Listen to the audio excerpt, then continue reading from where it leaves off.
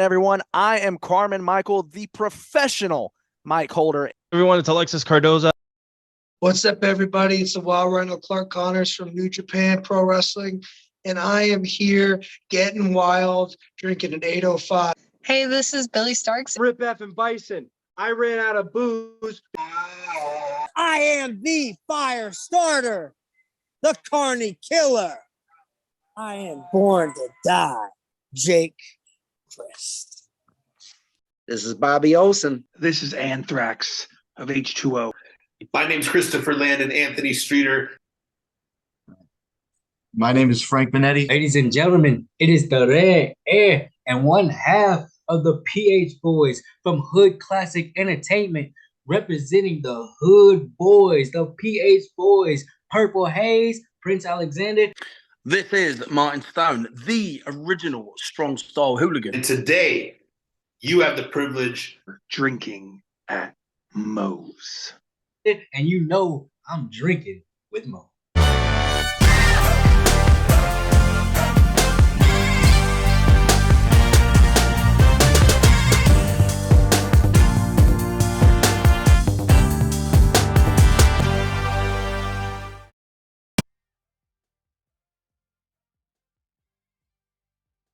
All right, everybody, taking time out before we get this show started, that I want to thank Reaper Apparel for having Drinkin' at Moe's be a brand ambassador for their clothing line. They got good stuff. They got t-shirts, they got hoodies, they got beanies, they got lots of great stuff, encouraging everybody to break out of their comfort zone, live their best self, and hey, it's something I try to live every day. Now, be sure when you go and you're filling out your order, use the code Drinkin' at Moe's, get 10% off, and the link and the code will both be in the description. Let's fucking go. It like 225. But yeah, got to talking before the episode. So today, you know the drill. This is Drinkin' at Moe's, my 2 cents. Big Mo here, Nate here. You know the drill with YouTube. Share, comment, subscribe, all that good shit. Hit that like button with a coast to coast, like your RVD.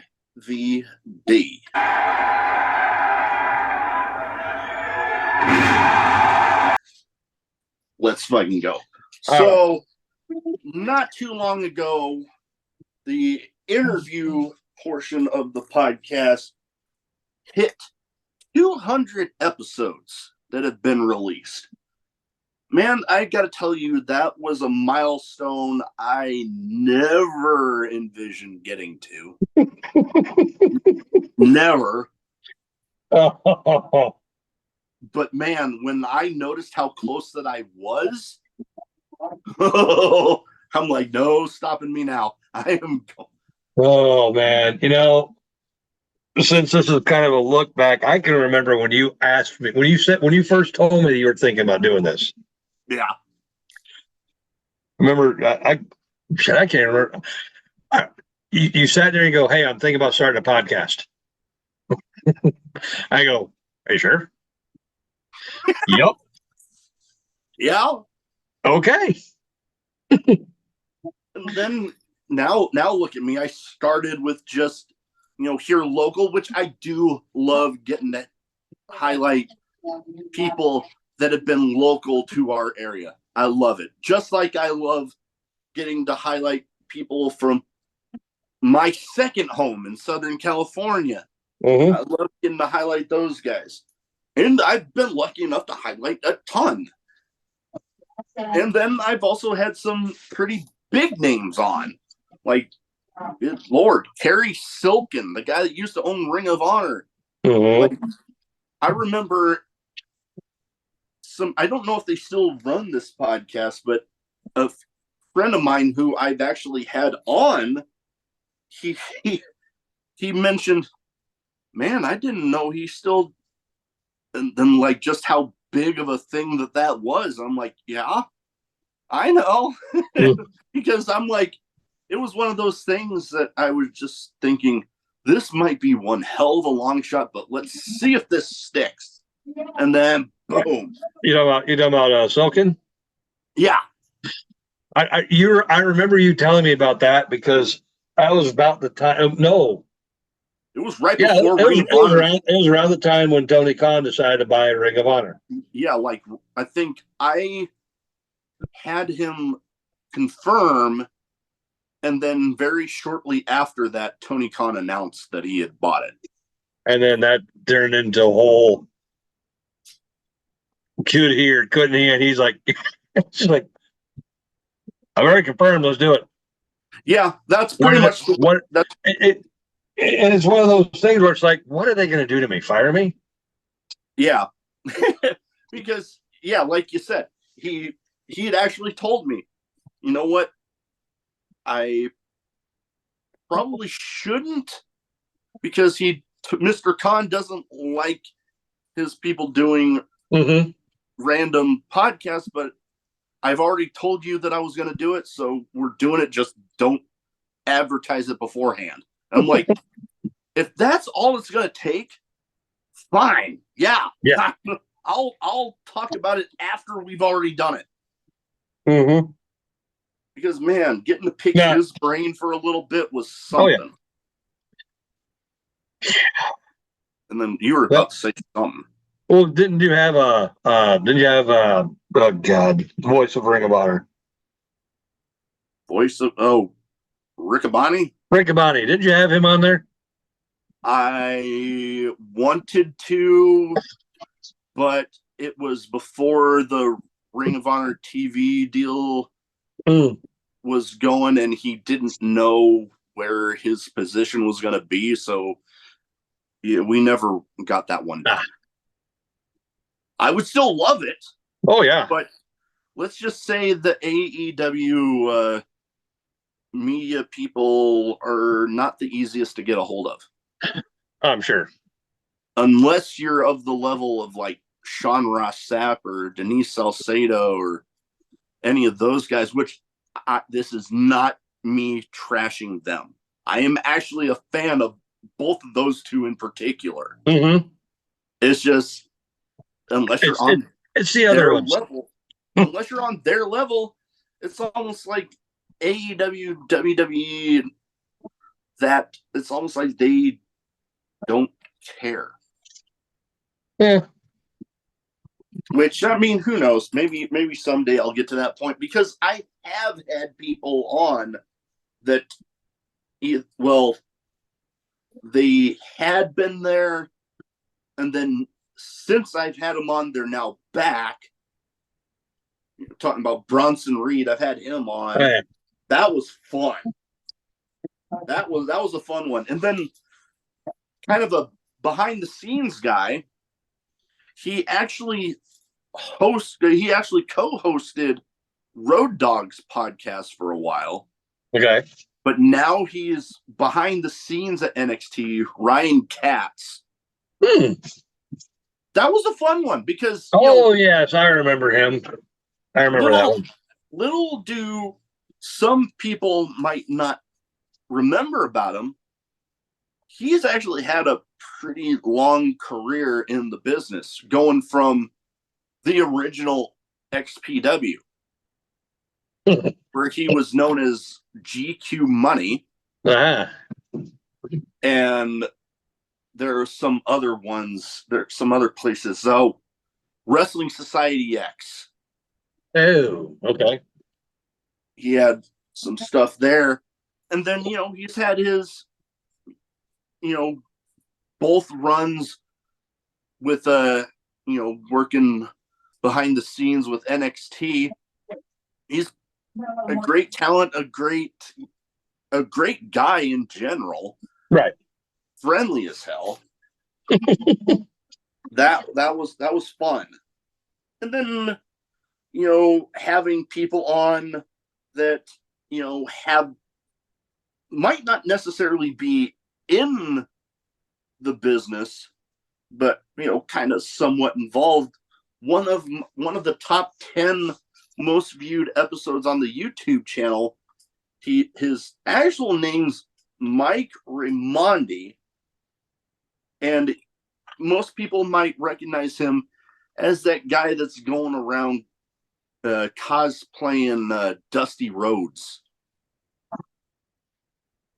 The guy that's like literally been in the ring with Cody and Gallows and Anderson. Oh, is he the dude? I just saw a video. It was like at a autograph signing, and some dude showed up dressed like Dusty Rhodes, and Ric Flair was there. That's the one.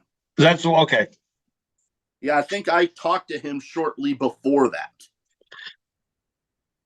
So yeah, it's a pretty good Dusty Rhodes impersonation. he does pretty damn good. Yeah, it's crazy. And he has. I mean, I wasn't going to try to take advantage of it, but he's had legit contact with the Rhodes family, with with Dustin, with Cody, with their sisters and stuff. He's like, so it was pretty cool getting to talk to him. And then, going to Ring of Honor, back to Ring of Honor, in both iterations of Ring of Honor, Dutch, having him on, that was fun, because I just remember it was around the time of, I think shortly before was when he confirmed that he was going to do it.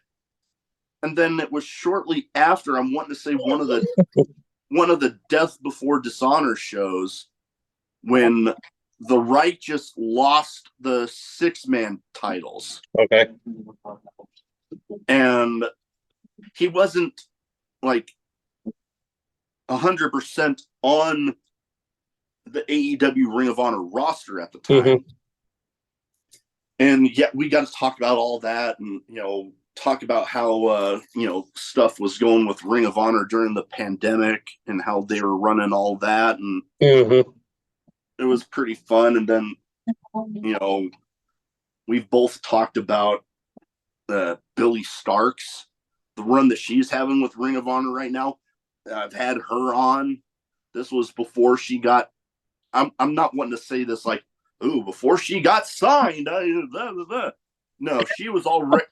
She already had the skyrocket trajectory on her well before, and I was just lucky to catch on and get to have her on the podcast during part of that ride. Mm-hmm. Man, like I said, the sky's not even the limit for her. I've said it multiple times that she's already accomplished so much and achieved so much at the young age that she is, that, good Lord, like, first ballot Hall of Famer when she gets to retiring. Mm-hmm. So you're on, as we said at the beginning, 225? I just finished getting the 225th one uploaded onto YouTube and scheduled out earlier today. Mm-hmm. That's just weird. Yeah, I know, right? I mean, there were so many things when you first started this that you had. Number one, you had no idea how to do this. Yeah. I remember your very first episode number 1 was at and I'll tell you why I remember this, because you did it on. Didn't you do it on TikTok Live? Yeah, that was before I had the whole you went on audio TikTok platforms. You went on TikTok, you did it live. And I remember watching it, and I started laughing because you were interviewing Pat Powers, I think. Yeah. They're at the venue the day that they're going to have, PWP was going to have a show. Yeah. And didn't someone ask you a political question? Somebody tried, yeah. Somebody tried to add, like about Ukraine or some crap like that, or some bullshit that was going on politicalized. And you're like, hey, we don't do any of that shit here. Pretty much, and I still don't. Yeah, exactly. I try to keep it that way because people get way too crazy with that shit. Not that any of that stuff is not serious, but when it comes to this show, I try to keep it lighthearted and fun. So I try to keep that stuff out of it so people can have some sort of an escape when they're listening to my ramblings. But, speaking of that episode, currently, it is actually the second most viewed episode on the YouTube channel. What's number one? Phil Stamper. Yeah. Does Phil still not have a job?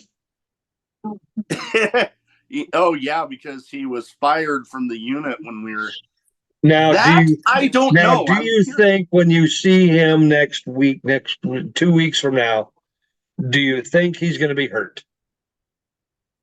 Who knows? Because the last 2 times I've seen him, he ended up getting hurt during the show. Like, one time he got driven through a door, and I think the last time Sammy Callahan drove some skewers into his head. Yeah, that was wild. Oh. Hell, speaking, going into some like deathmatch stuff, which I mean, that right there was kind of deathmatch-esque. But I've been lucky enough to have some like huge deathmatch names on this show. Like Alex Colon for one. Have some of his memorabilia here. Now, if you could just get him to sign something, that'd be awesome.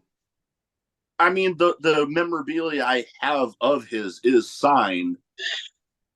But yeah, that whole thing where we were at the last show and we were like just walking up, and right as we passed the corner, he ended up going back inside. And it'll probably happen again this time. Probably. My luck, probably. You're probably going to have to grab him and go, dude, just get the fuck out here. Probably. Man, that was, but, another one I have that's kind of sitting behind me here, but the one that took me damn near a year to get done, John Wayne Murdoch. It literally took damn near a year. That was right around we were first going to start, like, initially, it was right around the stuff with, everything with, the girls and stuff. For those that don't know, yeah, my wife and I were pregnant with twin girls. They were born premature and only made it a week. And during the whole process of when they were still here was right around the time that initially John Wayne Murdoch and I were gonna try. And then, you know what? Much respect to him, he's like, concentrate on them. We'll figure it out. Which I've got nothing but respect for him for that, among other things. But we ended up getting it done. So there was definitely a huge highlight.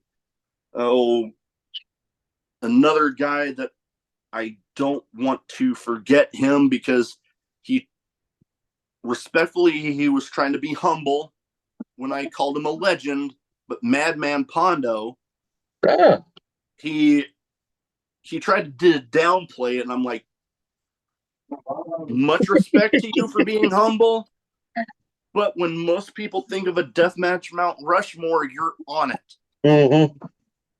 And let me just say, his intro was definitely, he's a character, and I love him for it. His intro alone just gets me a chuckle. Now I'm going to have to check this out. Yeah, you'll have to go check that one out. But and the funny thing, the funny thing is that we've been doing this for close to a year. Yeah, probably Probably, I'm going to say, yeah, probably. We're coming on it, and I say that because last year at this time I was in St. Louis. And it's about that time that you asked me if you had asked me about helping you with stuff, and I had actually recorded a video and sent it to you. It's the unseen footage. Yeah, well, we might have to. Oh shit! Dog back down with us. I'm going to try to make sure he doesn't knock over my stand. Oh, okay. But so we're coming up on a year, but there's been you would tell me about some of these guys, and I'm like, who the fuck is that? or there was a one you wound up getting God, the name escapes me now. SoCal Crazy. Oh yeah, dude's one of my best friends. Yeah. So for when he gets a confirmation of an interview, he'll let me know about it. And this one here was one where when it released, I was so hyped about it. I had to watch it just to see what it was so hyped about. And then you just watch this guy and you're like, holy crap, this is a dude that with everything that was going on with him personally, it was one of those where it's like, huh, I like him already. And it was kind of wish that someone would sit there and go, "Your family, you're good." I'm like, yeah. I didn't. You sat there and you told me about this guy and how you're good friends with him and all that, but it wasn't until I watched that episode that I'm like, okay, what he talks about is true. They are very good friends, and you can see the friendships that pop up, especially in those first couple episodes. Oh yeah. You know, Pat Powers, Bo Gott, Joey or Joseph Anderson, whichever one. Fowler. Actually, Bo Gott's still going off of that one. Yeah. You owe him money, by the way. That's outside of the interview stuff. When it comes to the whole documenting and shit stuff on the channel, it was a thing that he and the Guns and Beer guys used to do. And then I went to him and specifically asked, because I was like, I want to do something like that, but I don't want to call it that unless I have your blessing. Because I'm like, I don't want to, go full-blown copycat mode on them. That's gimmick infringement. But then, which we could probably say to some other podcasts in the area. Well, we're not going to talk about that. Yeah, we'll we've already in other episodes we've recorded today gone on some rants. We'll leave that one to off-camera talks. But yeah, no, that he gave his blessing on it, and in all seriousness, once the show starts getting some sponsors that will actually bring in legit money, like I'm not like you might get your $20, Bo. Him and I joke about it. Oh yeah, but I would legit cut him in on that first part because at least as far as the documenting and shit goes, the idea came from his stuff. So all the credit to him. And good lords, I was just starting to think of some of the other big stuff that I've been able to do, like with the Warrior Wrestling. I was just forgetting about them. They were the first big promotion to kind of take a chance with me, and all of the preview shows that I've done being featured on their pre-shows on the broadcast of their pay-per-views. And being a part of a storyline. Being a part of a storyline, yes. I think that was for a different promotion. Yeah. Yeah, that was for a different promotion. But Warrior Wrestling, getting invited to the Fan Fest in St. Louis, getting to be a part of all that was amazing. Going into the storyline, with the promotion ran by another former guest of the show, the SATs. And yeah, that was something else. Like, I wish that I was able to do a little more, but I was still involved in something that at the beginning I never would have thought I would ever have anything like that happen. So I have definitely been incredibly blessed, to say the least. And I'm starting to sprinkle in some people coming back and still having more people on for the first time. Literally losing count of how many people that I've had on through H2O. Oh, God. I say it a lot that promotion has been incredibly good to me, but they definitely have. And hearing guests talk about after recording how much fun they had, and some people that I haven't had on, you might have seen on social media and on some of the broadcasts on IWTV, but there's that fan that's actually been brought in on some broadcasts as part of commentary, but a guy that dresses up in the hot dog costume, Dewey. Oh, yeah, okay.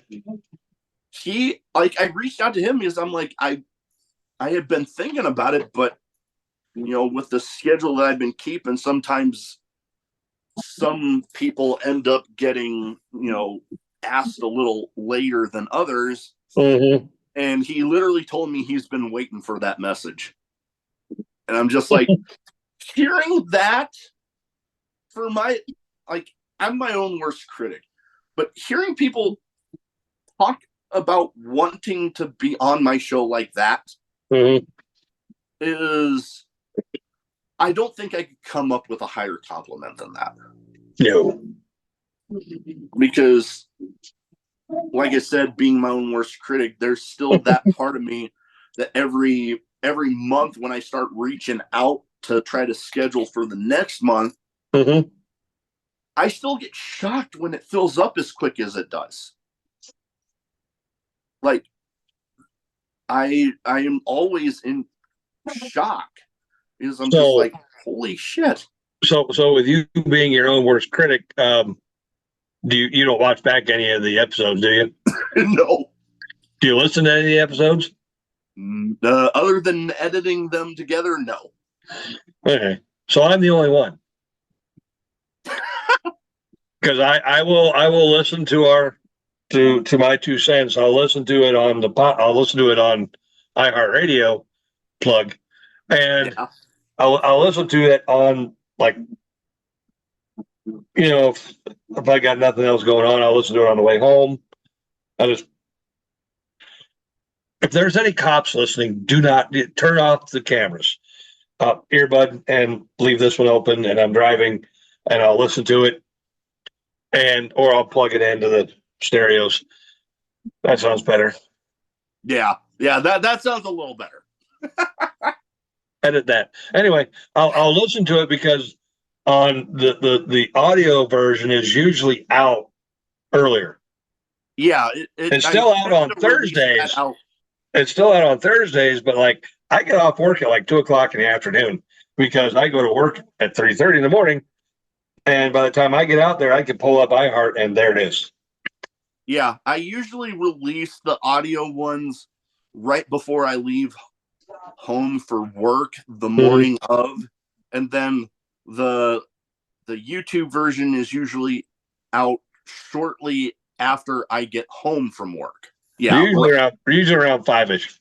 yeah, 5 central. Yeah, it's like Now I will literally listen. like 10 minutes after I get home. I will listen to it on the podcast, the audio version, and if I know I've got some kind of a reaction or a rant or something, I'll usually watch back, and then once I get to the part that I'm wanting to see what it looks like, after that I'm done.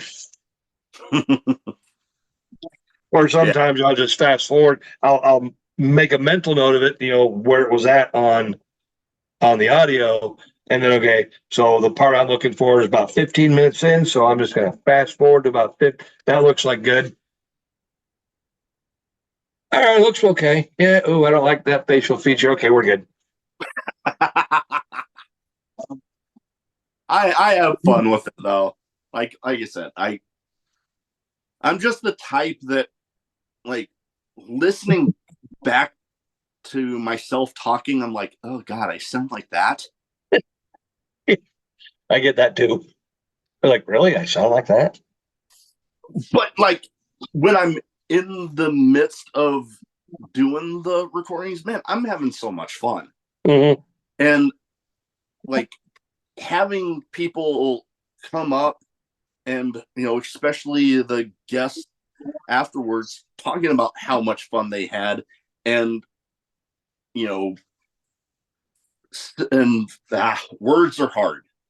Getting to hear that it came across that I was having fun too, and it's just like I said, talking about big compliments, that right there. And so, still some of the other things that are still wild to me is getting recognized at wrestling shows. Like that is like, holy shit. And or getting not so much getting recognized as being remembered.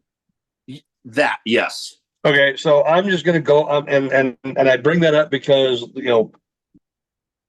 like we've said before, 2 weeks we're going to Wrestling Revolver in Clive, Iowa. It was what, 3 months ago was the last one. Yeah, and he's been to a couple since then, and he's actually recorded with a lot of the people that are there, and it's one of those things where it's like you don't see it. I can sit there and say I'm best friends with somebody, but until you actually see it, you're not going to believe it. Well, I see the interaction that he had with a couple of guys like Jake Christ, Phil Stamper, Bobby Olson, the ring announcer, yeah. And it's one of those things where it's like, oh, okay, there's no bullshit here. It's one thing to sit there and go, yeah, I've talked to this guy and I've talked to that guy. There's a guy I used to work with that would do the exact same thing. Sat there and said that he trained in wrestling and knew some of the guys that we know, like Donnie Pepper Cricket, the late great Jason Strife. He knew those guys. He said he knew those guys. I took him to a show. I said, hey, by the way, there's Donnie. Go talk to him. Kind of did it to be a dick, but also wanted to see what would happen. He walked right up to him. Donnie gave him a hug. Oh shit! And I go, well, there's the boss right there. Why don't you go talk to him? He goes, no, he looks like he's kind of busy. Yeah, he does. But after the show, he did go and talk to him, and hey, everything that he said was correct. That they did train. He had a gimmick. It was I don't want to put anyone down, but the gimmick he had was kind of dumb. It was a vampire gimmick, so there's not that many people that can do a vampire gimmick. So yeah, but it's just and you can say it, but until you prove it, there's going to be those pins and needles that you're going to be standing on as far as how far the story will go. Now, when this guy says something, it's pretty much you're going to listen to it. That's it. Yeah, That means a lot because I try to keep a fun atmosphere, try to keep, like I said, wrestling in any form can be an escape for people. They can be having an absolute shit day up until the time they're either watching it on TV or they're there in person. And then for at least that little bit of time, it's like that stuff outside of it doesn't matter. It's like what we've said before. It's a way for you to forget your problems for at least a couple hours. And that right there is something that I've also aimed for the show. I want people to forget about stuff that's going on. I want them to, maybe they see or they hear about a guy outside of their general area, like for people here locally, but then they're like, they hear or they watch the episode and they're like, oh man, that guy sounds pretty cool. I want to go check him out. And then boom, they got a new fan right there. Yep. That is something that, I've legit heard of some cases of that happening. But anytime that happens, I'm like, that's awesome. I could not, I keep on thinking of, high compliments. That right there is just on the list of stuff that I could not think of any better compliment for this show.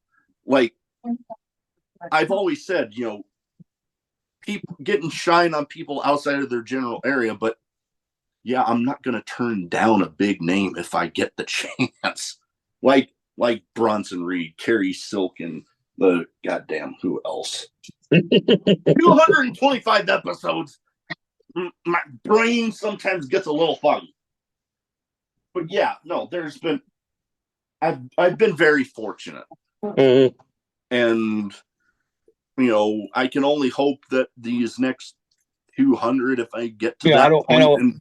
To be honest, I don't want to sound like Debbie Downer, but I also think you've also had your share of bad experiences. To be honest, it could be one of those things where, and like I said, don't take this the wrong way. God damn it, don't take it the wrong way. But it could be one of those things where you catch the guy at the right time. Because we all know professional wrestlers are a fickle bunch. True. We hear about it in WWE and AEW and TNA. Maybe not TNA, but there's no one really looks for TNA. We've already had that discussion.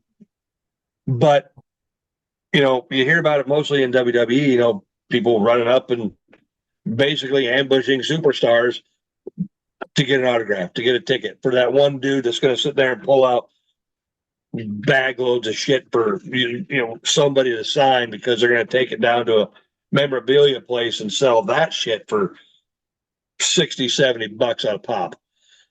Then you got people like me that like legit buy it. But I'm keeping that shit.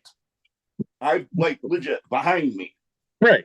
But you look at it like, it could be you catch a guy at the right time, or it's a thing like what we have discussed before on a previous show where they're giving back to the fans.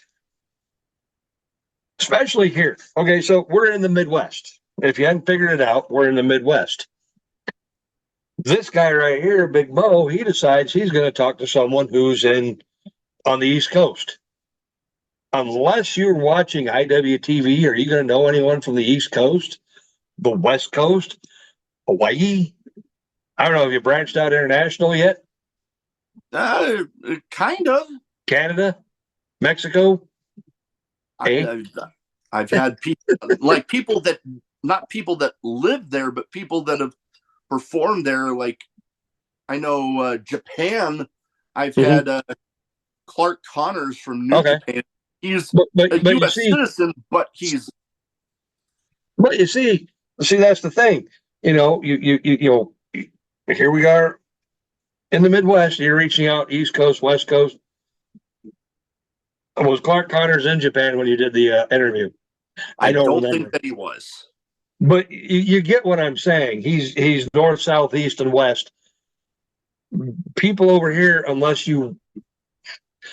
by some hook or crook they get called up by Tony Khan and they're doing the job for someone on a show, you're not going to see them unless you have IWTV, and then you see that. But other than that, you're giving everybody else a shot at getting a new fan. Because how is somebody from Oakland, Nebraska, going to know about SoCal crazy down in San Diego? San Diego, right? Yeah, San Diego. Yeah. How am I going to know about that without knowing you and watching the show? How am I going to know? Well, I would know about H2O, but let's just say somebody else who's in, say, North Carolina. I don't know if you've done anyone from North Carolina. I have. I've done a handful. Maybe next time you should have like a state map and just put a pin at every state you've done. That would be a cool idea, actually. Like legit, because then I could like legit see. And then you can sit there and go. Okay, well, I haven't done Idaho, so let's do Idaho. I could. I don't know. Not to trash Idaho. I don't know about the independent scene for wrestling in Idaho. I would legit be interested in covering. Like, I've had people that have performed in some of these states, but to interview independent talent from like legit each of the 50 states, that would be something pretty cool that I hadn't thought of until just now, but now thinking about that would be pretty cool. See, now what you're going to do is you're going to go back to all 225 episodes and you go, okay, this guy's from Arizona, this guy's here, this guy's here. But the funny thing is, you can sit there and look at it on camera going, oh, I haven't done someone from Vermont. It shouldn't be too hard to find anyone from Vermont to do. It's a small state. I know, right? If you're watching this and you're from Vermont, I'm sorry, I had to do it. Some of those states out east are pretty fucking They small. are kind of small, yeah. Well, colonies. Yeah. But yeah, no, it's been a wild ride these last 225 episodes, and I got about, as of recording this, I have this upcoming week about another 3 or 4. You think he's lying? I've actually seen his schedule. It's legit. He's got yeah. There's some weeks where I've actually told him that he should probably take. He actually had it set up one time where he had an entire month where he didn't have to do anything. Yeah. And I'm on the verge of that again. I'm legit on the verge of that again. Like, if nobody cancels on March, I could legit take the entire month of April off and not record a damn thing. And still have enough stuff to keep putting out. Till about almost July. You see, kids, when you look in the dictionary under the phrase overachiever, not kidding. Overachiever, maybe. Persistent, yes. We give each other shit. We can. Absolutely. We give each other shit because we can. But like legit, overachiever, maybe. Determined, absolutely. Persistent, you're damn right. It took me damn near a year to get John Wayne Murdoch on, going back and forth contact with him with the damn machine schedule he keeps. But I was persistent and I got it done. But yeah, no. To put a stamp on it, I have been incredibly blessed to have gotten as far with it as I have. I've been lucky enough to get to meet a lot of the people that I've had on. I've been lucky enough to, and I'm not even kidding, getting recognized at the zoo. That, like, and getting to see that, like, my family's reaction to that, coming from a guy that, not to get into big old personal story here, but coming from a guy that growing up was the bullied kid in high school, coming from the guy, yeah, fuck you too. But coming from the guy that when I told people in my hometown about enlisting in the Navy, that a good portion of them laughed at me, to getting to see my family's reaction to quit being a distraction, damn it. I'm trying to have a sincere conversation here. For those watching they'll watch cup and squeeze. For those watching they'll watch the video version. She's getting a hold of a -A cup. Yeah, I'm at about an A cup, kind of floppy right now. It's at least a C. Oh wow. Oh wow. But a bump. But to get back on the where I was going with it. Getting to see my family's reaction to getting recognized like that at a random spot that had nothing to do with wrestling, when they were never really a fan of me watching wrestling, that right there just, like, it warmed my heart and made me smile in the midst of personally having some stuff go on that was a complete shitstorm. Meant the world. Mm-hmm. And I can only hope that get some more moments like that coming up. Well, that is about really all I have. It has been it's been fun getting to look back on the last 200 plus episodes. And guess what? Here's the 200 more. Yeah. Hey. I already drank all of mine. Yeah, so did I. But hey, I'm already on the road to 200 more. After this week, it'll be damn near 230. There you go. So hey, all right. Well, that is about it. Thank everybody for supporting both the interviews and my 2 cents. It's been a wild ride, and I look forward to it continuing. Let's fucking go.